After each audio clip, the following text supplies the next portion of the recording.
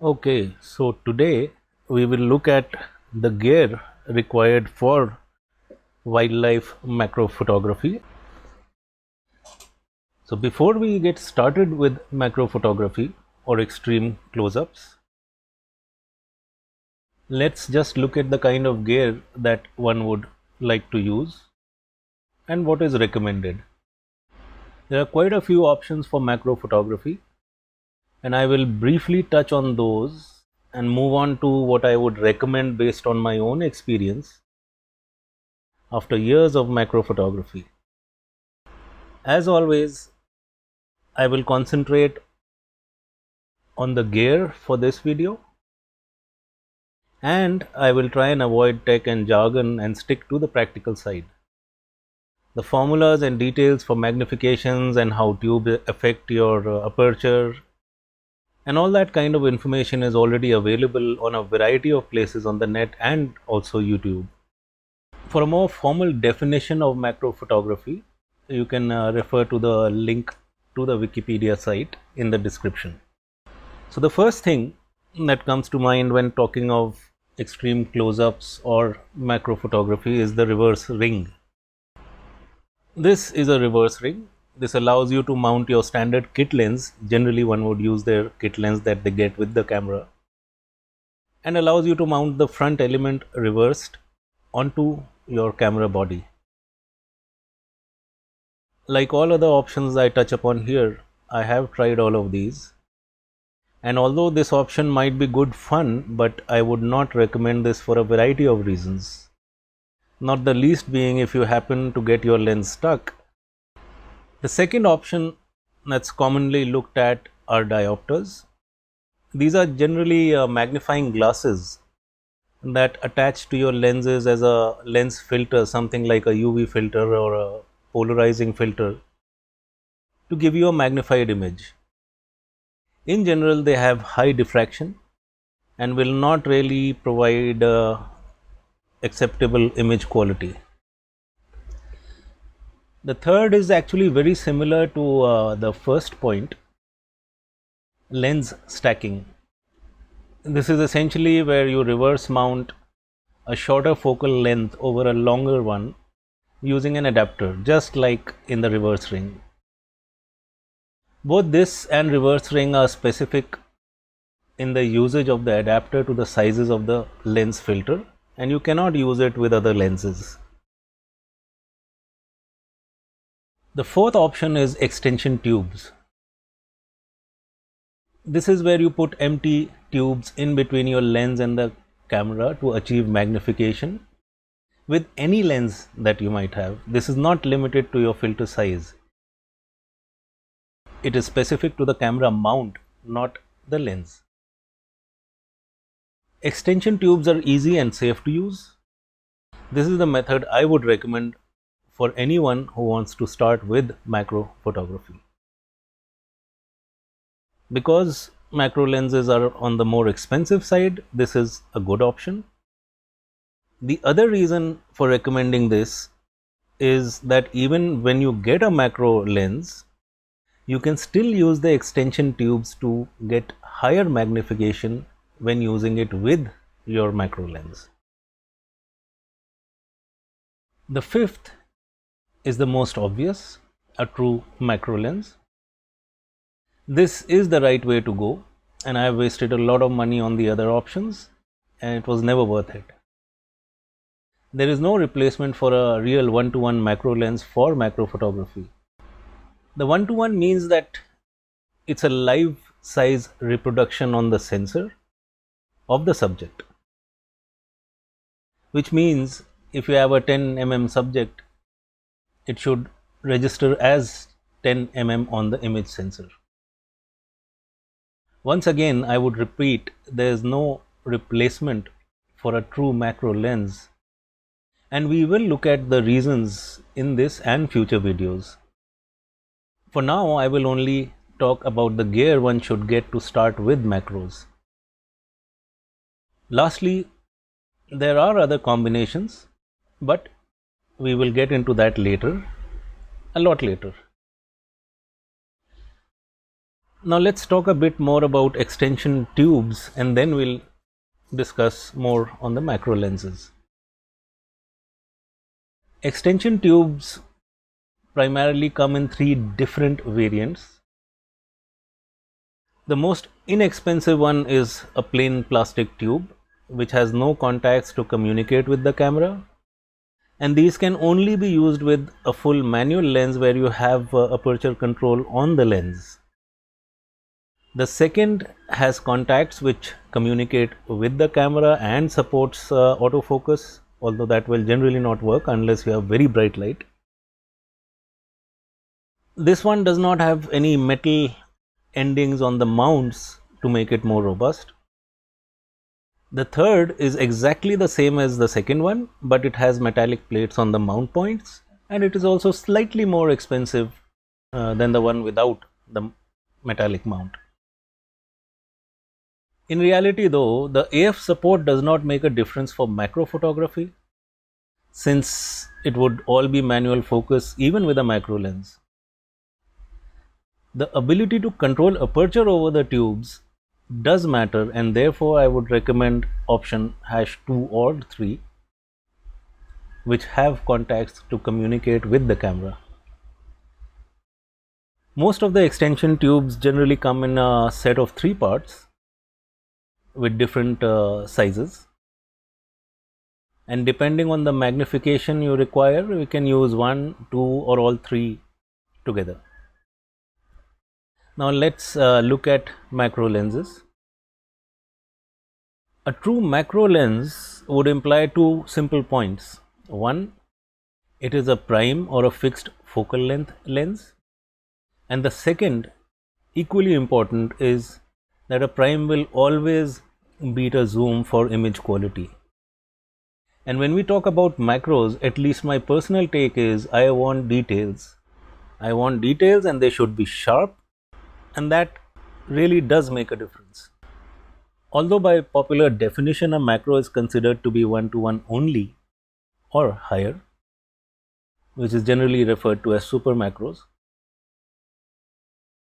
But in practice, we do have larger subjects like butterflies, the larger spiders and other insects, which are larger than the sensor size.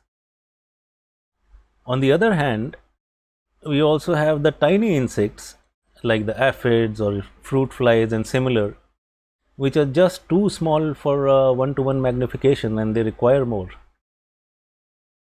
There are some brands of lenses that put the word macro on their lenses even when they are not 1:1. You should know the difference by now and decide accordingly. For example, if you are more interested in the larger insects and butterflies and flowers, that 1:2 lens is also good enough, which is 0.5x magnification. Okay, so let's now look at some of the factors you might want to consider when deciding on buying a macro lens. The first thing I would say that matters is the minimum working distance versus the minimum focus distance.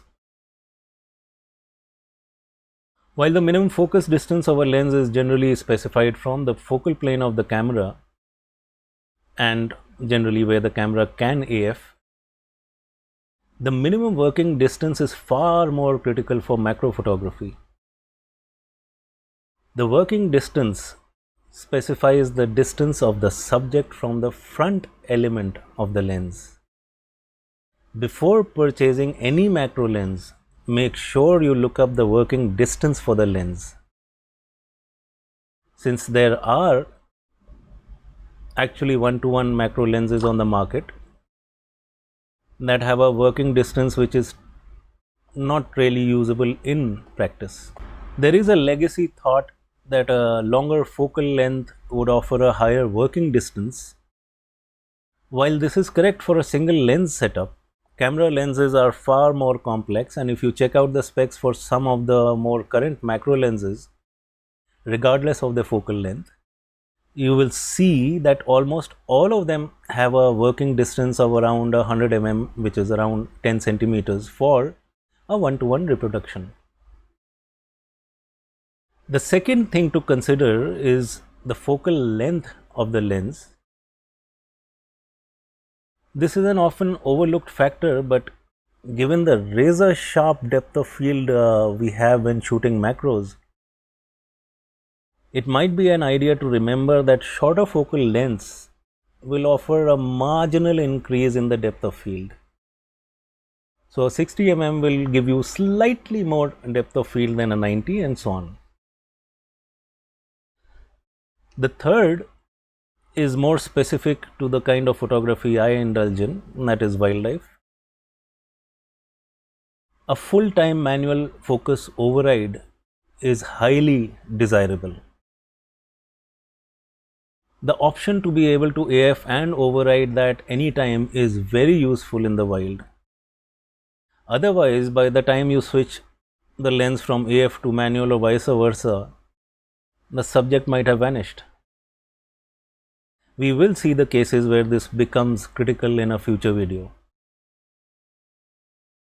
The last point is, should I buy an old lens versus a new one? For me, this is a no-brainer. Always prefer newer models of lenses over the older ones. Why? The first thing is, the construction would have changed, the materials might have improved. As technology evolves, the glass used might also be better. Last but not the least is the coating used on the glass, which has evolved quite a bit in the last few years. Older lenses will not have the newer coatings. Now, an equally important part for macro photography is having an external flash. This is absolutely essential and required for a variety of reasons. We will learn more about the flash and why it is required as we go along with these macro sessions. I would also recommend a flash cord rather than using RF triggers for the flash, because in the wild it is very easy to drop a flash and maybe even damage it. The other thing is, you require batteries for the triggers as well as the flash, which means you have to go back and recharge all of those again and maybe carry more batteries. The flash does not have to be an expensive one, since almost everything we use in macro photography will be in manual mode. In short, the cheapest manual flash that you can get is good enough. Just make sure that the guide number, often referred to as the power of a flash, is at least around 48 or higher. A higher number would be more desirable once we get into higher magnifications, more than 1:1.